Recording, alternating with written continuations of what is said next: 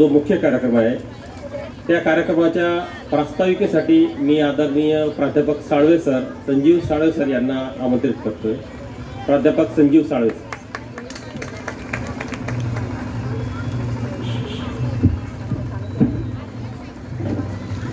साऱ्या विश्वाला शांतीचा संदेश देणारे महामानव, महाकारुणिक तथागत भगवान गौतम बुद्ध, बोधिसत्व परमपूजनीय डॉक्टर बाबासाहेब आंबेडकर या मानवाच्या महान आदर्शांना प्रथमतः माझा त्रिवार पंचांग प्रणाम।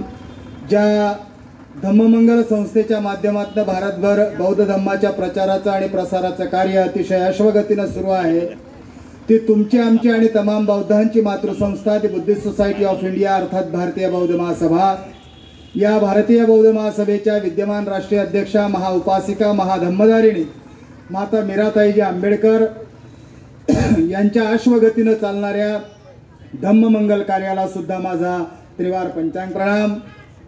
या भारतीय बौद्ध महासभेचे सन्माननीय राष्ट्रीय कार्याध्यक्ष भीमरावजी तायडे, भीमरावजी आंबेडकर साहेब आणि या कार्यक्रमाला उपस्थित असलेले भीमरावजी तायडे साहेब, त्याचप्रमाणे ज्यांच्या मार्गदर्शनाने भारतीय बौद्ध महासभा मार्गक्रमण करते ते आमचे राष्ट्रीय सल्लागार श्रद्धेय ॲडव्होकेट बाळासाहेब आंबेडकर। या सर्वांच्या कार्याला, त्यागाला आणि त्यांच्या कृतीला मी त्रिवार वंदन करतो। तद्वतच आज 28 नोव्हेंबर महात्मा ज्योतिबा फुले यांचा स्मृती दिन आणि काल परवाच आम्ही साजरा केलेला संविधान गौरव दिन, या दोघं कार्यक्रमाचं या ठिकाणी एकत्रीकरण करून आपण संविधान गौरव दिन आणि महात्मा फुले स्मृती दिन या ठिकाणी साजरा करीत आहोत। मित्रहो, मी आपल्या समोर प्रास्ताविक करण्यासाठी उपस्थित आहे आणि या कार्यक्रमाला ज्यांची प्रामुख्याने उपस्थिती लाभलेली आहे त्यांच्या पुढे माझ्यासारख्यांनी बोलणं खरं म्हणजे उचित वाटत नाही, कारण माझ्यापेक्षा अतिशय विद्वान माणसं या विचारमंचावर उपस्थित आहेत। इथं आपण जर सन्माननीय प्रतापसिंग दादा बोदळे यांचं नाव घेतलं तर उभ्या महाराष्ट्राला नाही तर अवघ्या भारत देशाला आपल्या गीतांच्या आणि कवनांच्या माध्यमातून ज्यांनी गवसणी घातली आणि आंबेडकरी जलशाच्या माध्यमातून डॉक्टर बाबासाहेब आंबेडकरांचा विचार, तथागत भगवान गौतम बुद्धाचा विचार जनमानसापर्यंत पोहोचवण्याचं काम दादांनी अविरतपणे केलेलं आहे। आदरणीय दत्ताजी शिंदे या ठिकाणी उपस्थित आहेत। दादांच्या सोबत काम करणारी ही माणसं आणि ही माणसं गीताच्या माध्यमातून तळागाळातल्या शोषितांच्या, वंचितांच्या लोकांपर्यंत आणि ज्याला धम्म समजणार नाही पण गीताच्या माध्यमातून त्याच्यापर्यंत धम्म पोहोचवण्याचं काम ही मंडळी करते आहे। त्याच्यामुळे हे आमच्यापेक्षा खूप मोठी विद्वान माणसं आहेत, म्हणजे त्यांच्या पुढे मी काही मांडणं ते चुकीचं होतं। त्याच पद्धतीने या ठिकाणी आजच्या कार्यक्रमाचे उद्घाटक आदरणीय भीमरावजी तायडे साहेब या ठिकाणी उपस्थित आहेत। माजी राज्य संघटक भारतीय बौद्ध महासभा महाराष्ट्र राज्य आणि ॲडव्होकेट प्रकाशजी आंबेडकर यांचे मावशे या ठिकाणी उपस्थित आहेत। खरं म्हणजे आंबेडकर घराण्याशी असलेली नाड आणि आंबेडकर घराण्याशी असलेला ऋणानुबंध आणि त्यांच्यातील एक माणूस आपल्यामध्ये उपस्थित आहे, हाच एक गौरवाचा क्षण आहे। मला वाटतं त्यांचे विचार आंबेडकर घराण्यासोबत ते जेव्हा राहतात, उठतात, बसतात तेव्हा त्यांच्या विचारांची प्रगल्भता कदाचित माझ्या विचारांमध्ये येणार नाही आणि म्हणून मी अधिक बोलणं त्यांच्याही समोर संयुक्तिक होत नाही। या ठिकाणी राज्याचे विभागीय सचिव आदरणीय के.वाय. सुरवाळे आहेत। या ठिकाणी जिल्ह्याचे पालकमंत्री आदरणीय डॉक्टर साहेब या ठिकाणी उपस्थित आहेत आणि सर्वच जिल्ह्याचे पदाधिकारी आणि गणमान्य व्यक्ती या ठिकाणी उपस्थित आहेत। माझ्या समोर जे लोक बसलेले आहेत, ज्यांना मी अनेक वर्ष पाहतो आहे आणि ज्यांच्या मार्गदर्शनातून मी घडतो आहे, वाढतो आहे, ती सर्व मंडळी माझ्या समोर बसलेली आहे।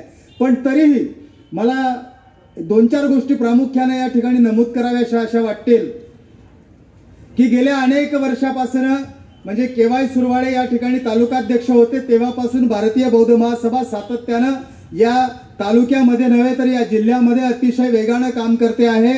या तालुकाभरामध्ये प्रवचन मालिकेच्या निमित्तानं, वर्षावास प्रवचन मालिकेच्या निमित्तानं संपूर्ण तालुकाभर वेगवेगळ्या गावांना मग 10, 5, 15, 20, 50, 100 लोकांची उपस्थिती आहे। किती लोक उपस्थित आहेत हा उपस्थितीचा मुद्दा लक्षात न घेता धम्म प्रत्येकाच्या घराघरापर्यंत पोहोचवण्याचं काम भारतीय बौद्ध महासभेनं कायम स्वरूपाने केलेलं आहे। गेल्या 2 वर्षाचा कालखंड जेव्हा आम्ही लक्षात घेतो तेव्हा आमच्या असं लक्षात येतं की 2 वर्षापासून आम्ही सगळेच जण घरात बसून होतो। पूर्ण जगावर कोरोनाचं महाभयंकर संकट ओढवलेलं असताना सुद्धा जेव्हा कोणीच कोणाच्या घरादारात जात नव्हतं आणि कोणीच कोणाला भेटत नव्हतं तेव्हा हे प्रकर्षानच जाणवलं की जोपर्यंत आम्ही एकमेकांना भेटणार नाही, एकमेकांच्या सोबत बसणार नाही, उठणार नाही आणि तथागत भगवान गौतम बुद्धांचा 2500 वर्षापूर्वीचा वज्जी फॉर्म्युला आमच्यामध्ये जोपर्यंत येणार नाही तोपर्यंत आमची उन्नती साधता येणार नाही। आणि केवळ हा एकच धागा पकडून मागच्या 2 वर्षाच्या कालखंडामध्ये साहेब आमच्या भारतीय बौद्ध महासभा जळगाव जिल्हा शाखा पूर्व यांनी जरी आम्ही सारे जण घरात होतो तरी एक ऑनलाईनचं माध्यम उपलब्ध होतं आणि त्या ऑनलाईनच्या माध्यमातून आम्ही प्रवचन मालिका राबवण्याचा प्रयत्न केला आणि तो यशस्वीपणे राबवला गेला आणि लोकांना घरात बसून प्रत्येकाला धम्म ऐकता आला आणि तो धम्म लोकांपर्यंत पोहोचवण्याचं काम जे आम्हालाच आमच्या परीने जेवढं शक्य झालं तेवढं काम निश्चितच भारतीय बौद्ध महासभेच्या वतीनं करण्यात आलं। आणि म्हणून आज हा जो कार्यक्रम या ठिकाणी साजरा केला जातो आहे या कार्यक्रमाचं प्रमुख वैशिष्ट्य असं आहे की या पॅन्डेमिकच्या सिच्युएशन नंतर, या कोरोनाच्या सिच्युएशन नंतर आता काही पूर्ववत व्हायला लागलं आणि ते पूर्ववत होतंय आहे असं जेव्हा आम्हाला वाटायला लागलं तेव्हा लगेच यावर्षी मुक्ताईनगर तालुक्याच्या भारतीय बौद्ध महासभेच्या सर्व पदाधिकाऱ्यांनी मनाशी ठरवलं आणि गावागावात जाऊन या वर्षाची प्रवचन मालिका अतिशय यशस्वीपणे राबवली। आणि ती प्रवचन मालिका यशस्वीपणे राबवत असताना ज्या ज्या गावांनी याच्यामध्ये सहभाग नोंदवला त्या गावांचा सन्मान होणं अतिशय गरजेचं आहे आणि म्हणून त्या सर्व गावांचा सन्मान या ठिकाणी आम्ही आयोजित केलेला आहे। तद्वतच ज्या प्रवचनकारांनी गेल्या अनेक वर्षापासून भारतीय बौद्ध महासभा प्रत्येकाच्या घरादारापर्यंत पोहोचवण्याचं काम अविरतपणे करतायत त्या प्रवचनकारांचाही सन्मान होणं गरजेचं आहे। त्या प्रवचनकारांचाही सन्मान या निमित्ताने या ठिकाणी आयोजित केलेला आहे। आणि तद्वतच एक विचार असा समोर आला की वेगवेगळ्या क्षेत्रांमध्ये समाजातली काही मंडळी जी काम करते आणि एक अद्वितीय किंवा एक वेगळं काम समाजाचा एक वेगळा ठसा त्या क्षेत्रामध्ये उमटवत असतं, अशा आपल्या समाजातील व्यक्तींचा तो सन्मान सुद्धा झाला पाहिजे। मग ते वेगवेगळे क्षेत्र असतील, कोणी धार्मिक क्षेत्रात काम करत असेल, कोणी सामाजिक क्षेत्रात काम करत असेल, कोणी राजकीय क्षेत्रामध्ये काम करत असेल, कोणी संरक्षण क्षेत्रामध्ये काम करत असेल, कोणी चळवळीच्या क्षेत्रामध्ये काम करत असेल, तर अशा सर्व लोकांचा सन्मान सर्वांचाच करता येणार नाही पण त्याच्यातल्या काही प्रातिनिधिक लोकांचा सन्मान आणि त्याच्यासाठी तालुक्याची मर्यादा तालुक्यातल्याच लोकांचा, कारण मग जर आम्ही सगळाच विचार करायला लागलो तर मग आम्हाला जिल्ह्याचाही विचार करावा लागेल आणि मग सगळ्यांचा विचार करता येणार नाही। त्याच्यासाठी एक सीमा एक दायरा आम्ही निश्चित केला आणि तो दायरा असा होता की मुक्ताईनगर तालुक्यात जे या वेगवेगळ्या क्षेत्रांमध्ये काम करत आहेत त्या लोकांचाही गौरव होणं महत्त्वाचं आहे आणि त्याचंही नियोजन या निमित्ताने या ठिकाणी केलं। आणि हे करत असताना आमचा समाज एकत्र होणार आहे, समाज एकत्र येणार आहे, मग समाजाला काहीतरी दिलं गेलं पाहिजे म्हणून भीमराव तायडेंना या ठिकाणी बोलून संविधान नेमकं काय आहे ते संविधान तुमच्या आमच्यापर्यंत पोहोचवण्यासाठी संविधानावर भाष्य केलं जावं यासाठी तायडे साहेबांना या ठिकाणी आमंत्रित केलेलं आहे। मला वाटतं संख्येवर कधीच आंबेडकरी चळवळ चालली नाही, संख्या हे आंबेडकरी चळवळीसाठी कधीच महत्त्वाचं गणित नव्हतं आणि म्हणून संख्या किती आहे याच्यापेक्षा ती कशी आहे याला जास्त महत्त्व आंबेडकरी चळवळीने कायम दिलेलं आहे। पण म्हणून असंही म्हणून चालणार नाही की म्हणून मग आमचे 5च पुरेसे असं काही होत नाही, त्याच्यासाठी 5चे 50 लागतात, 50चे 50,000 लागतात। मला वाटतं त्या 50चे 50,000 होण्यासाठीची ही तयारी आहे, ही तयारी या निमित्तानं आम्हाला या ठिकाणी करता आली, समाजापुढे काहीतरी मांडता आलं, हाच यामागचा हेतू आहे। हा कार्यक्रम तालुका शाखा मुक्ताईनगरच्या संपूर्ण पदाधिकाऱ्यांनी तन मन धनापासून गेल्या महिन्याभरापासून ते हे सारेजण या कार्यक्रमाच्या मूर्त स्वरूपासाठी खप्त आहेत। या कार्यक्रमाला अधिक शोभा आणण्यासाठी परिवर्तन कला मंच मुक्ताईनगरचं खूप मोठं योगदान आहे।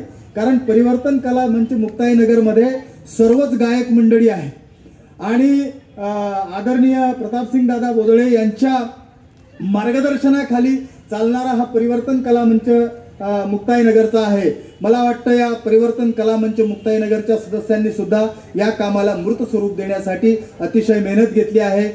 या तालुक्यातल्या सर्व पदाधिकाऱ्यांसाठी आणि मुक्ताईनगर कला मंचच्या सर्व परिवर्तन कला मंचच्या सर्व पदाधिकाऱ्यांसाठी आपण सर्वांनी एकदा टाळ्या वाजवाव्यात। त्यांनी केलेल्या 1.5 महिन्याचं हे कौतुक आहे असं मला वाटतं आणि या ठिकाणी अधिक मी बोललो असेल तर मला क्षमा असावी, पण जे आहे ते तुमच्यापर्यंत पोहोचवणं गरजेचं होतं, ते तुमच्यापर्यंत पोहोचवण्याचं काम मी केलेलं आहे। या ठिकाणी थांबतो। जय भीम, जय बुद्ध, जय भारत।